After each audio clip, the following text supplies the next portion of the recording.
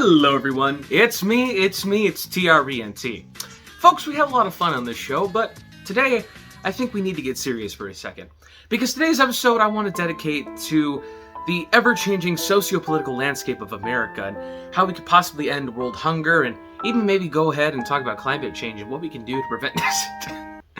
No, I'm just kidding. What do I look like, PBS? No, the only reason I'm saying any of that is to try and put off today's review, because today we're not just looking at one of the worst games of all time, we're looking at something that's just one of the most boring pieces of land I've ever had the misfortune of playing. It's broken, it's cheap, it's trying way too hard to be cool. Fun fact, I got this game on Amazon for about $8. Yeah, I can't count, sorry about the hand thing. But I'm about to show you that this game is, well, it costs about $8 too much. This is something that the universe has decided to label Drake of the 99 Dragons, one of the worst games of all time. Beans. Yes, folks, here we are. After making my friends suffer through this game on our Let's Play channel, shameless plug, but you should go check it out. Okay, thanks, bye. Here I am embarking on a solo adventure of this game in the hopes of gaining that YouTube clout. What was once considered to be one of the most highly anticipated games of the early 2000s ended up becoming one of the most infamous. But why? How could something go so wrong from a series that had so much potential? When Drake was first revealed to the public, publisher Majesco and their developer, Idle Effects, were hoping to make Drake one of the next big mascots for the OG Xbox, alongside Master Chief, and of course, the undisputed mascot of classic Xbox gaming, Shrek.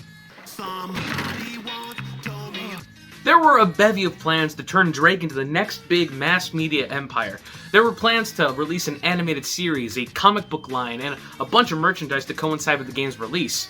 Though, personally, I don't see what the appeal is of having a mascot who looks paler than WWE superstar Sheamus, and he doesn't seem to have a single banger under his belt. Banger after banger! Idle hoped to push the limits of the Xbox and use its full potential, envisioning the game as a stylistic title using cel-shaded graphics and a dystopian Japanese setting. This was before it was done to death and everything. And even compared to the design as having Bruce Timm, head artist on Batman the Animated Series, collabing with over-the-top action movie director John Woo. Awesome, right? No, because now I have to play this. It's just too bad I'm not one of those sadomasochists who enjoys pain, because I would totally break my thumbs right now just to prevent myself from playing. Yeah, here we are. Okay.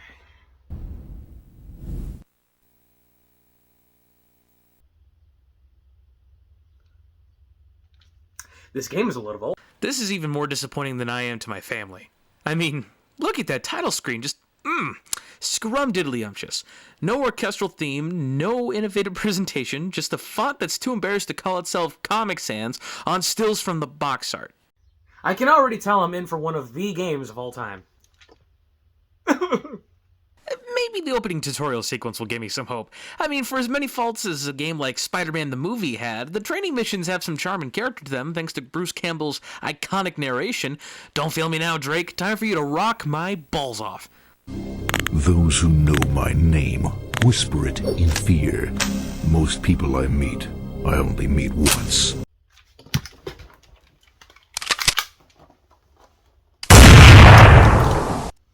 You have one chance to make a first impression, and good lord, what an impression. This guy looks like Frankenstein's monster if he got trampled by a mob of Black Friday shoppers. This is the titular Drake. He has no charisma, tries to act edgy and cool by making his voice sound as deep as possible, all the while battling the most brutal lockjaw diagnosis I've ever encountered. Finally, a game protagonist that I can relate to. Drake is a member of the 99 Dragons clan, an organization of elite, highly skilled assassins known for their brutality. And like all good assassins, they have their own dojo, a gym to work out and train in, as well as a flat-screen television. Hey, turns out the dojo is actually a Planet Fitness. Can't wait for Pizza Monday. After this riveting introduction to the main protagonist, we get what I could very well categorize as one of the worst tutorial sequences in any video game I've ever played. 5 soul-crushing minutes of Drake jumping around like he's in a bounce house, hitting targets and collecting banners later, we get introduced to our main antagonist, Tang, an evil billionaire CEO who runs Tang Industries, a robotics manufacturer who's advertising a brand spanking new cyborg meant to house the souls of the undead. Great, Drake of the 99 Dragons. You're giving Mary another reason to hate her mother. Once your loved one departs for the great beyond, you can grant them the gift of eternal life by placing their soul into our state-of-the-art technology, allowing them to live on forever. Live forever, you say? I'll tell you what. I hate you. Suddenly, one of the cyborgs appears in the room, and it's our job to kill it. Finally, our first combat mission. And it sucks. Real quick, let me just go over how these controls feel in action. Drake jumps like he's on the moon, flailing all over the place, and for a split second once you land on the ground, there's a slight delay before you can move again. The camera wrestles with everything in the environment just to move around, pretty much making it so that you can hardly see anything around you. Not to mention, this game suffers from not having a dedicated aiming reticle or manual lock-on. Instead, the game has an auto-targeting system that will lock on to, well, anything, whether you want it to or not. Want to shoot something that's dead center in front of you? Well, too bad, muchacho. Drake's gonna do a silly little dabbing dance to try and shoot things that are off-screen that you cannot see. It's frustrating too, not just because you'll shoot something you don't want to shoot, but the game's auto-lock isn't even that noticeable. The only visual cue the game will use to show that you've locked onto something is a faint white circle that will hover over an enemy for like a nanosecond. Sometimes you'll see it before it fades out. Most of the time though, because the screen constantly flashes red to let you know you're taking damage, you'll probably miss it. There's also no way to switch targets either, so you're pretty much boned in terms of combat. But wait! There's more! This cyborg thing that they drop in the room with you was a horrible choice to have as the first bad guy of the game. He moves fast, and when he hits you, he hits like a tank. In 4 to 5 hits max, you'll die within seconds. Combined with the delays between jumping, the awkward camera system, and the finicky auto-lock system, you'll be lucky if you manage to kill this thing on your first try. I can't believe that there's already this many glaring issues wrong with the game, and I'm only on the tutorial! We're not even 20 minutes into the game! Oh, and I'm already pissed! I feel like one of those angry video game nerd ripoffs that have no charm whatsoever. After 3 separate attempts, I finally killed the son of a gun. My best strategy was to hop on top of the structure in the middle of the room and just hold down the triggers until the game told me to stop. Just then we get another magnificent cutscene. A machine. Yet I sensed presence inside it. A soul? Oh, what was that? By the way, can I just mention for a second how awful these cutscenes are? Except for Drake's model, which looks like Tim Allen's aborted crack baby. Was that you? It's really hard to keep a straight face when you're looking at yourself in the camera doing something stupid. What am I doing with my life? All the other NPCs in the game look horrible. All of their faces look like that weird Jackie Chan PS1 game, where their faces are just textures slapped onto a polygon. Except unlike that game, these NPCs don't move their mouth when talking. Also, aside from the generic music in the background, the sound effects are all so big crushed that it sounds like someone held their phone up to a microphone and recorded it that way, instead of using a library of sound assets. Also, Drake has the stupidest catchphrase I've ever heard in my entire life. You must be out of this world to get past our guards. When's the last time you've heard anyone say that about anything? Out of this world, my boot hole. Anyway, we catch up with Drake as he responds to a break-in at the dojo, dropping a huge exposition dump on the player along the way. I mean, he's not doing this for anyone in particular, so I assume he's just doing it out of boredom. I must see to the master and the soul portal artifact. Rumors say Tang is hunting for it. It was given to our clan over 3,000 years ago. We've guarded it since, and we're not going to lose it now. A ghost, thing steals the soul portal artifact, the magical MacGuffin that the 99 Dragons have been protecting for centuries, which controls the balance between life and death or whatever. It's obvious that Tang hired Ghostface here to steal it, which, I gotta admit, I really want to see what that Craigslist ad must have looked like. First mission's pretty easy. I mean, just get to the end of the level, shoot Tang's men, and don't let time run out, and it's honestly pretty simple. That is except for one glaring oversight left in by the developers. Your eyes do not deceiveth thou. Drake and his beloved master are both dead. I'm not sure when either of them died, since they both just had a conversation, but yeah, they're goners. Was this intentional? Because right after you chase the ghost out of the dojo, you return to the artifact room where Drake finds his and his master's bodies. But we just saw them like a minute ago, completely nipping this twist in the bud since we already had it spoiled for us. All dead! And the tattoo! Oh, no!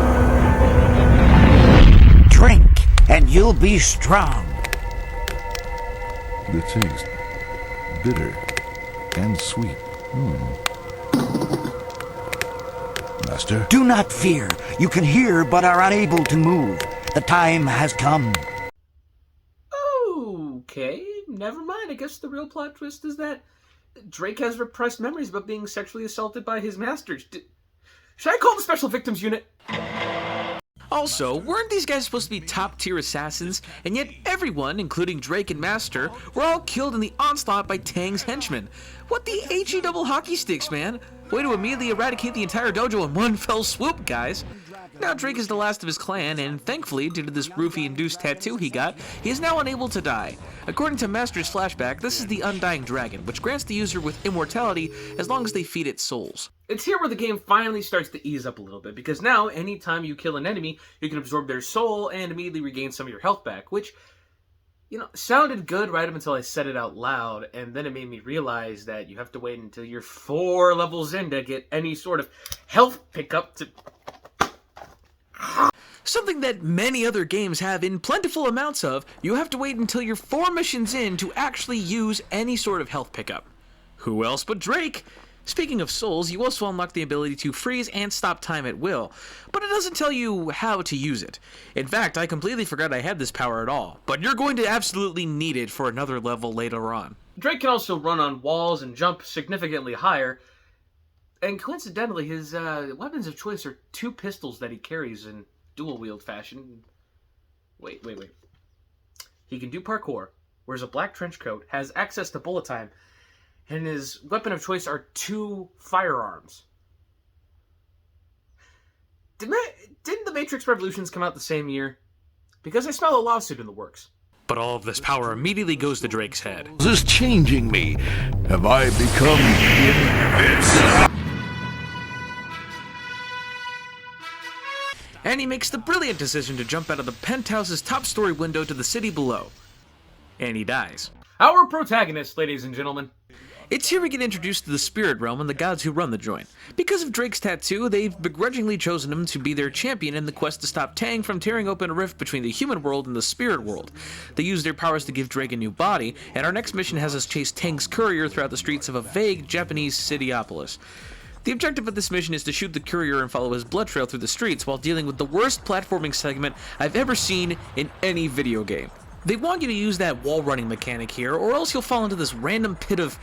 what is that? Acid? Sewage? Whatever it is. It's a complete struggle trying to get Drake to just run along the walls like you want him to, since he keeps flipping off of them. But once you get past that, it's probably the easiest level in the game. The game also tells you that now you have the ability to draw souls close to you and also let them explode by pressing one of these 2 buttons right here, the black and white buttons. But no matter how many times I press these buttons in the game to make the souls do what I wanted them to, it didn't work. Hey, that's some superpower you got there, Drake. Powers that don't work? Wow. Hey, how about you go get a tan, my friend? You're starting to look like Gollum from Lord of the Rings. No. Actually, I've just figured it out.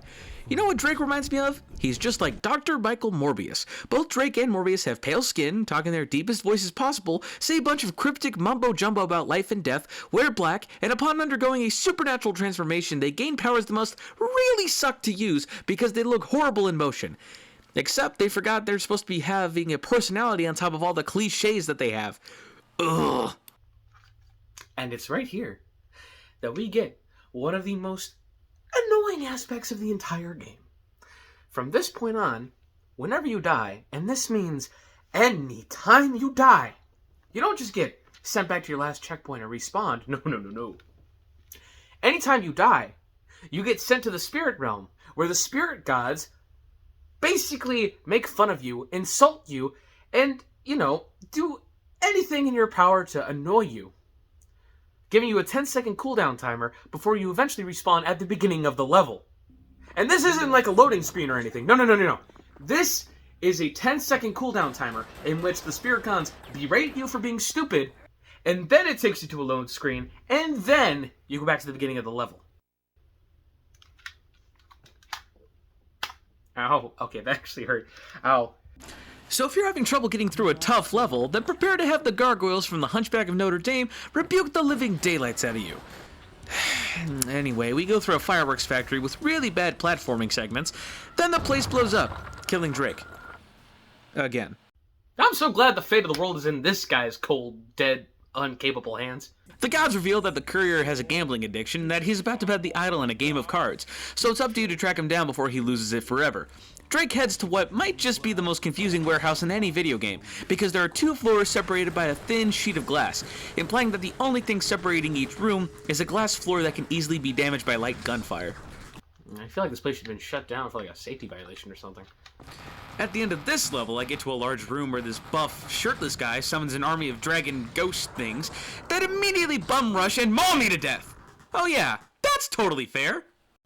In fact, level 7 is just probably the most infuriating part of the entire game by far, because it has one of the most annoying end sequences I've had the displeasure of playing in any video game. You get to the very last room, and this shirtless guy spawns in a bunch of dragons to come and kill you. Hey, do you remember that cyborg at the beginning in that training mission who was really fast and hit you really hard? Well, those dragons are basically the same thing, and there's more than one of them. And they hit you like a brick house, meaning that they kill you in about 4 seconds tops. And if you miraculously somehow figure out a way to kill the dragons, then you have to try and use whatever little bit of health you have left to go after the shirtless guy. And he also takes 1,000 years to kill as well. Just perfect. Just peachy. It took me nearly 30 minutes to beat this 9-minute level. The stuff leading up to the boss fight is pretty straightforward, but then you die in like 10 seconds to the dragons. I died a total of 7 times here, and only one of those times didn't happen at the boss, which means I was sent to the spirit realm and made fun of by the gods a total of 7 times. By the 5th time this level started, I could have written a guide on this stage alone. Quickly assassinate the guys on the top floor, swap out your crappy pistols for their SMGs to semi-auto action, hold down the triggers and kill everyone in the bar area, take the lift up to the boss, and by then, good freaking luck with the dragon fight.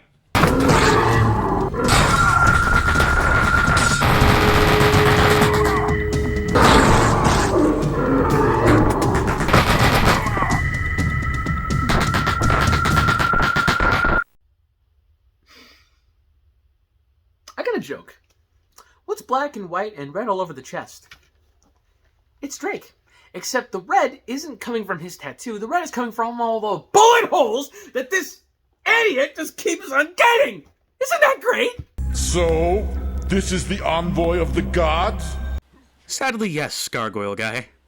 Sadly, yes. Oh, my balls shrivel up every time I get to this dragon boss.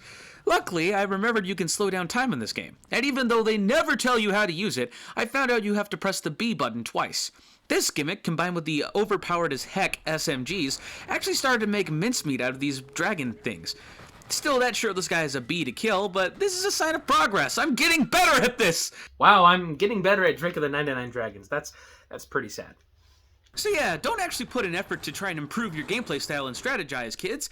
Instead, all you gotta do is continuously throw yourself at it over and over again, withstand the mean words the spirit gods have to say to you, and eventually, you'll win.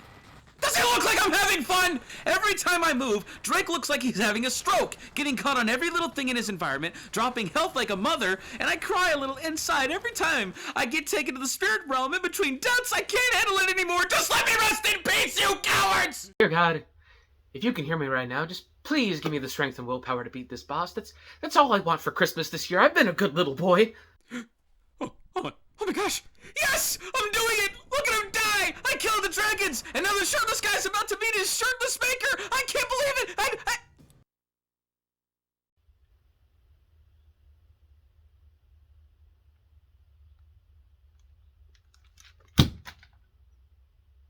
No. I spent half an hour trying to beat this level. Just to have the game crash the moment I actually killed this jerk-off? Oh, I guess you could say the game really froze up on you, fat man.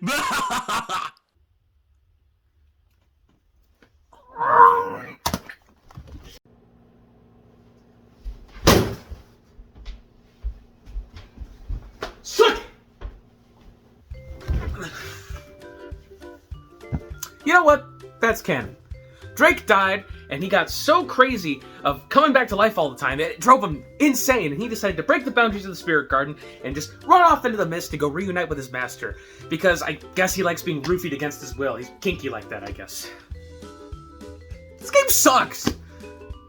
And just like the Undying Dragon, this game died, but it didn't come back. That was hell on earth. I've been RegularTrent. Until next time, take care and spike your hair. I'll see ya. Ugh! Stupid game, man. I mean, why do I even do this show? I feel like I don't even get to have any fun. Oh, hey, dead guy. Wait a minute. That shouldn't be in my house. And that's not a dead guy. That's my dead body. There's no way. I can't be dead. No. No. I'm dead? No! This can't be. No! No! No! Ah!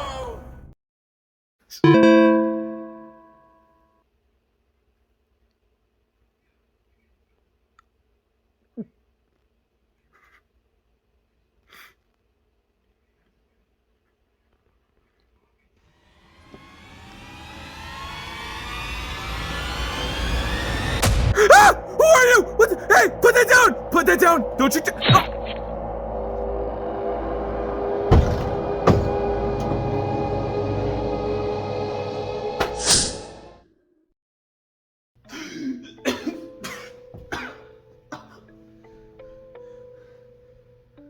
Where am I? Oh my gosh. Okay, what is this? Where have you taken me?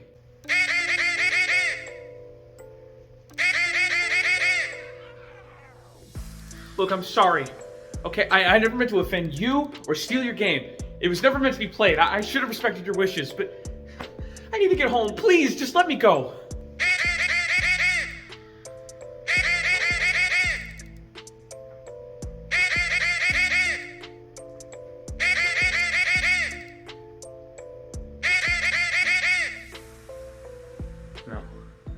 No, you're bluffing.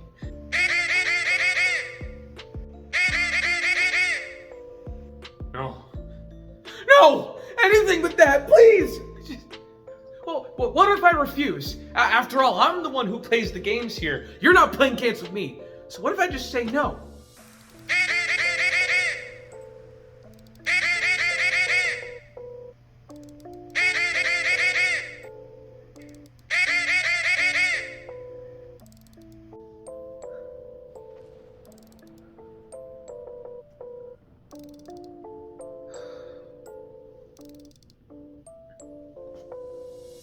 I know what I have to do, but I don't know if I have the strength to do it.